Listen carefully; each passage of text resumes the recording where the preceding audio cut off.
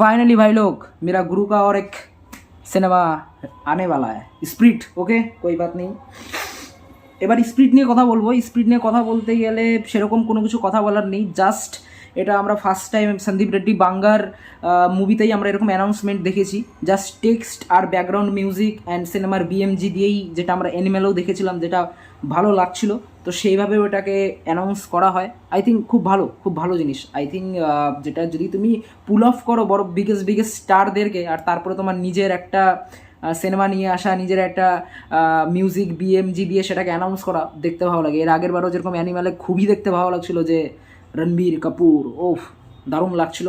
তো আবারও সেই জিনিসটাই তোমরা সন্দীপ রেড্ডি বাঙ্গার একটা জিনিস নোটিস করেছো কেন জানি না, সন্দীপ রেড্ডি বাঙ্গা সবসময় না মিউজিকে অন্যরকমভাবে মানে অন্যরকম মিউজিক মানে সে চুজ করে। আর আই থিঙ্ক তার একটু ডিফারেন্ট মিউজিক, বা হলিউডের তুমি যদি অনেক আগের সিনেমাগুলোতে চলে যাও, বা ক্লাসিক যেগুলো হলিউডের ভিন্টেজ যে জিনিসগুলো ছিল, কাউবয় বা অনেক আগেকার হলিউড মুভিগুলো সে কপি করে, সেখানকার ব্যাকগ্রাউন্ড মিউজিকগুলো সে কপি করে বলবো না, আই থিঙ্ক আমি খুবই ভুল একটা শব্দ বললাম।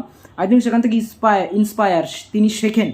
কারণ জিনিসটা হচ্ছে যে এর আগেও আমাদের বন্ধুদের মধ্যে কথা হয়েছিল, তো সেখানে আমার বন্ধুরা বলে যে না ভাই, মিউজিক তো যারা মিউজিশিয়ান তারা দেয়, তাদের উপর দায়িত্ব থাকে, কিন্তু না, ডিরেক্টরও সেখানে বসে, ডিরেক্টরও চায় হ্যাঁ সেরকম ইয়েটা হোক। আর পার্সোনালি যত সন্দীপ রেড্ডি বাঙ্গার আমি পডকাস্ট দেখেছি, আর আমি দেখিও, ভালোও লাগে তার কথাবার্তা, তার চিন্তা ভাবনা, পুরোটাই একটা অন্য রকমের জিনিস, জাস্ট মজা দিয়ে দেয়। কারণ তুমি একবার নিজে ভাবো, এত ডিরেক্টরের ফিল্মস এতদিন থেকে দেখে আসছি, জাস্ট কবির সিং দেখার পরেও অতটা তার আমি ফ্যান হয়নি, অরিজিনালি কথা অতটাও, হ্যাঁ ভালো লেগেছে, ভালো মুভি, ঠিক আছে। বাট অ্যানিমালে যে ড্রামা দিল না, এখনকার মুভিতে কী থাকে, সুপার হিরো মুভিতে স্টোরি লাগবে না, খালি অ্যাকশন দেখিয়ে দাও, ভিএফএক্স দেখিয়ে দাও, বা অন্যান্য মুভিতে স্টোরি দাও। অ্যানিমাল এমন একটা মুভি, একটা ছেলে, তার বাবা রিক্সে আছে, তার ছেলে জাস্ট তার বাবাকে বাঁচাতে চায়, এটাই স্টোরি, আর কোনো কিছু না।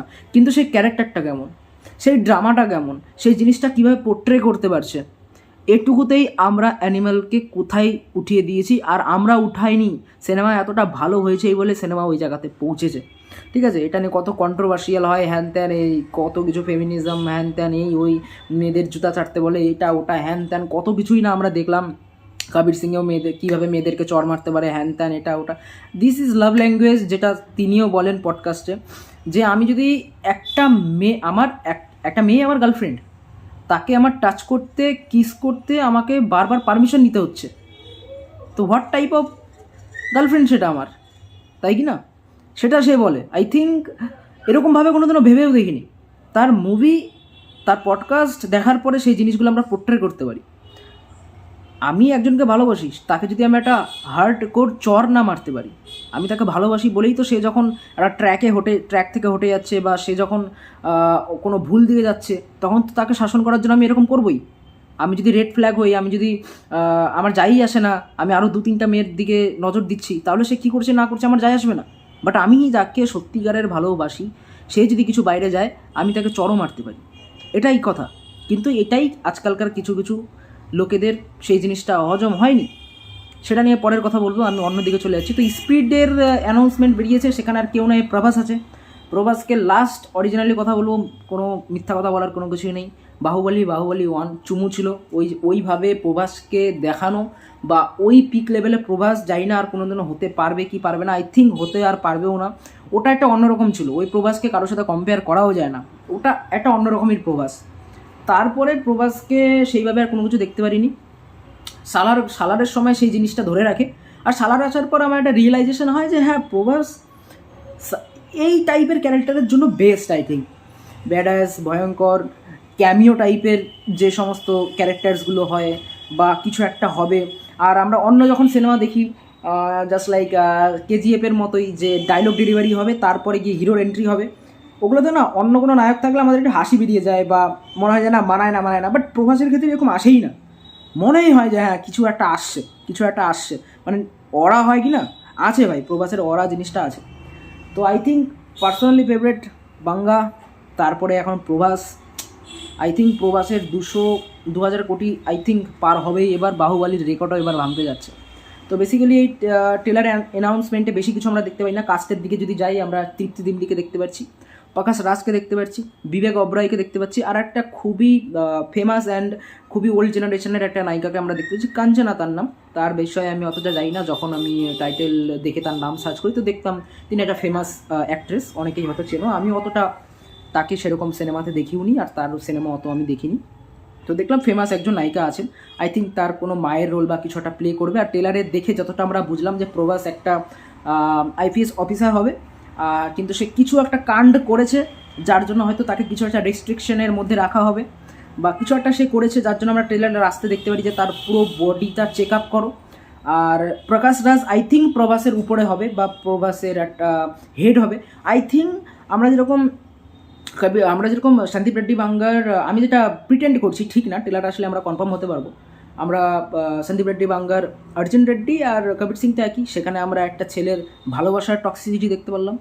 আমরা অ্যানিমেলে বাবার সাথে একটা টক্সিসিটি রিলেশন দেখতে পারলাম, সেটা টক্সিসিটি বলা খুবই ভুল হবে।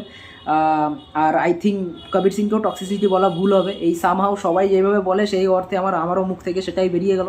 আই থিঙ্ক সেটা টক্সিসিটি না, এটাকে টক্সিসিটি কল দেওয়া হচ্ছে, এটা জাস্ট পিওর লাভ। কারণ কবির সিং এমন একটা ছেলে যে একটা ডাক্তার, তার অ্যানাউন্সমেন্টটা তো মুভিতে সবাই দেখেইছো, তার কাছে মেয়ের অভাব নেই, তার কাছে মেয়ের অভাব নেই, সে যেখানে সেখানে মেয়ে পেয়ে যাবে, এত বড় সাকসেসফুল একটা ডাক্তার। তো প্রীতির বাবা যখন তাকে বিয়ে দিয়ে দিল, আমাদের মানে নর্মাল ছেলে পেলে যাদের কিছুই থাকে না, তারাও আজকাল ইগো নিয়ে নিচ্ছে ইনস্টাগ্রামে রিল দেখে দেখে, যে হ্যাঁ ভেতরে ইগো নিয়ে আমাকে ছেড়ে চলে গেছিস তো ঠিক আছে ভাই তুই চলে যা, কী যায় আসে, আমি আরেকটা মেয়ে পেয়ে যাবো। এরকম জেনারেশনে এসেও ছেলে পেলে এগুলা ভাবে। আর সেখানে কবির সিং একটা ডাক্তার, তার কাছে হাজারো মেয়ে সে পেয়ে যাবে বিয়ে করার জন্য, প্রীতির থেকেও ভালো ভালো সুন্দর মেয়ে সে পেয়ে যাবে। কিন্তু সেই ডাক্তারটা কী করলো না, নিজেকে শেষ করে দিল সেই মেয়েটার জন্য, যে হ্যাঁ আমি ওকে ভালোবাসি, ওকেই ভালোবাসবো, ওর জন্য একটু টক্সিসিটি করলো, তার বাড়িতে গেল, তার বাবার সাথে একটু খারাপ ব্যবহার করলো। তো এটাই নাকি মানুষের খারাপ লেগেছে। তো জানি না এটা কীভাবে খারাপ লাগে। আর সেম জিনিস অ্যানিমেলেও একটা ছেলে তার বাবার সাথে ভালো সম্পর্ক করতে যায়, কিন্তু তার বাবা বিজনেসে এতটাই ঢুকে যায়, টাকা পয়সা কামাতে এর মধ্যে এতটাই ঢুকে যায় যে তার বাপ বেটার মধ্যে সে সম্পর্কটা হয় না। আমি বুঝি, তো এটাকেও মানুষের টক্সিসিটি, খারাপ ব্যবহার বলে নিচ্ছে। আর এই মুভিতে আই থিঙ্ক আমার যা মনে হয়, এখানে গুরু শিষ্যের পোর্ট্রেটটা সন্দীপ রেড্ডি বাঙ্গা দেখাবেন, কবির সিংয়ে একটা ছেলের ভালোবাসার প্রতি, অ্যানিমেলে বাবা ছেলের সম্পর্কের প্রতি। আর আই থিঙ্ক আমার এখানে মনে হয় একটা গুরু শিষ্যের বিষয় থাকবে, প্রকাশ রাজ যে ক্যারেক্টারটা থাকবে তার সাথেই হয়তো প্রভাসের এই গুরু শিষ্যের বিষয়টা থাকবে। আর এখানেও হয়তো আমরা কাউকে স্যাক্রিফাইস হতে দেখতে পারবো। আর এটাই ছিল, এটুকুই ছিল, আর বেশি কিছু ছিল না। আর সেখানে আর ক্যারেক্টারের মধ্যেও একটা কিছু ইগোইস্টিক বিষয় থাকবে, যেটা সেটা থাকবে। আর আই থিঙ্ক এটা আমার খুব ভালো লাগে, কারণ এরেন এইগারের চিন্তাভাবনাটাই সন্দীপ রেড্ডি বাঙ্গা একদিক থেকে রাখে, যার জন্য আমার এতটাই ভালো লাগে সন্দীপ রেড্ডি বাঙ্গাকে। কারণ এরেন এইগার একটা কথা বলেছিল যে আমি নিজের মন মর্জি মতো চলি, আমি যখন কোনো কিছু ডিসাইড করি খুব টাইম নিয়ে সেটাকে ডিসাইড করি, তারপরে যেই আসুক আমার থটস সে পাল্টাতে পারে না, আমি আমার মন মর্জি মতো চলি। আর আই বিলিভ, মানে এরেন এইগার বলে আই বিলিভ যে যারা নিজের এরকম চিন্তাভাবনা রাখে না বা নিজের মন মর্জি মতো চলতে পারে না, তারা একটা পশুর থেকেও অধম হয়।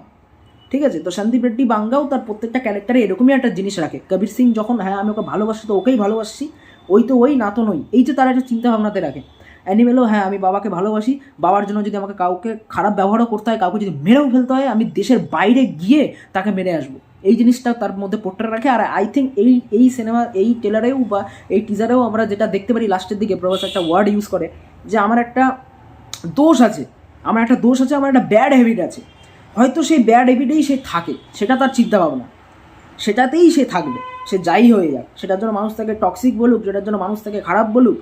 ঠিক আছে, এই মুভি বেরোনোর পরেও অনেক কন্ট্রোভার্সি হবে, বাট হোক, যারা অরিজিনালি সিনেমাটাকে বোঝে তারা বোঝে। কারণ বাংলা আই থিঙ্ক একটা সিনেমার বা একটা মানে সিনেমার একটা ট্রু জিনিস, সিনেমার মধ্যে একটা ট্রু জিনিস তুলে ধরে, একটা সমাজের হ্যাঁ ভালোবাসায় যদি মানুষকে আমি বোঝাতে চাই ভালোভাবে, তাহলে ওটাই বলতে হয়, সমাজের যে সমস্ত জিনিসগুলোকে মানুষ টক্সিসিটি বলে, এই বলে ওই বলে, সেই জিনিসগুলোকে ভালোভাবে তুলে ধরে, তাই মানুষ সহ্য করতে পারে না, আর তার সিনেমার পিছনে এত পরিমাণে মানুষ লাগে, আর কোনো কিছুই না। তো তোমাদের কি মতামত তোমরা অবশ্যই কমেন্টে জানাও। আর এটাই, আমি শুভ্র, তোমরা দেখছো শুভ্র ভিউ। আসি নেক্সট ভিডিওতে, আর চাই অনেক তাড়াতাড়ি চলে আসুক ট্রেলারটা দেখার জন্য, খুব এক্সাইটেড।